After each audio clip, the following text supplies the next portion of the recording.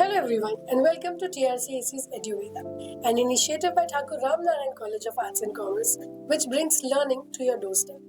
I am Assistant Professor Priyadarshini Singh and in today's session we are going to talk about copywriting. सबसे पहला सवाल, copywriting क्या है? So उसके लिए I would request you to close your eyes and think about a happy memory from your past. What makes you smile? The setting, the ambience, the people? Definitely. But most of all, the words spoken. And that, my friends, is copywriting in a nutshell. The art of creating emotions through words. Now let's see it through the PPT. So, आप देखेंगे copywriting. What is copywriting? It is able to attract the attention of the readers with just one word or one statement. अब ये इतना important क्यों है? ये इतना important इसलिए है क्योंकि जब आप किसी से बात करते हैं, जब आप किसी से डिस्कशन करते हैं, तो वो आदमी आपके बात में क्यों इंटरेस्ट लेगा? वो इसलिए लेगा क्योंकि आप उनके मतलब की बात कर रहे हैं, आप उन्हें जानते हुए उनके हिसाब की बात कर रहे हैं, और ये जो हिसाब की बात होती है इसी को हम कहते हैं कॉपीराइटिंग। आइए आगे देखते हैं। Understand who your target audience is, know what they want, tailor your message and use easy to understand language.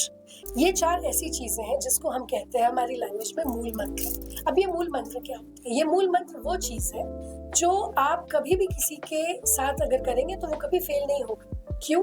क्योंकि understanding your target audience is something that is useful not just in marketing, publicity or advertising, बल्कि in general life also. For example, let's take the example of Mondelez. Now, unfortunately, बहुत लोगों को लगता है that Cadbury Dairy Milk is an Indian company, जबकि ऐसा है नहीं. It is the Mondelez company which is USA based जो Cadbury Dairy Milk को इंडिया लाई थी. जब ये इंडिया आया था, तब इन्होंने अपना टैगलाइन चेंज नहीं किया था. तब इनका टैगलाइन था the taste of life. Indian audience हमारी ठहरी हिंदी स्पीकिंग, उन्हें टेस्ट ऑफ लाइफ से वो कनेक्टिविटी बैठी ही नहीं.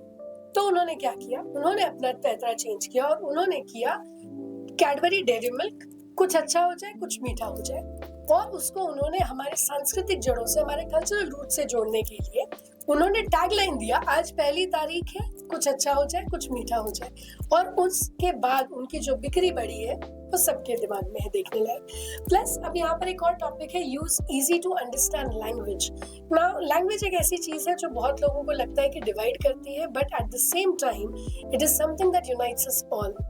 अगर आप कहीं विदेश में रहते हैं एंड वहां पर आपको कोई ऐसा बंदा मिल जाए जो आपकी भाषा बोलता हो, तो डेफिनेटली कहीं ना कहीं वो इतनी स्ट्रॉन्ग कनेक्टिविटी जो बैठती है, वही कनेक्टिविटी आपको अपने एडवर्टाइजमेंट के थ्रू कंज्यूमर से बिठानी होती है. तो आज का ये सेशन हम इतना ही रखेंगे. ये था copywriting, but please do not go anywhere. Stay tuned for TRCAC's EduVeda.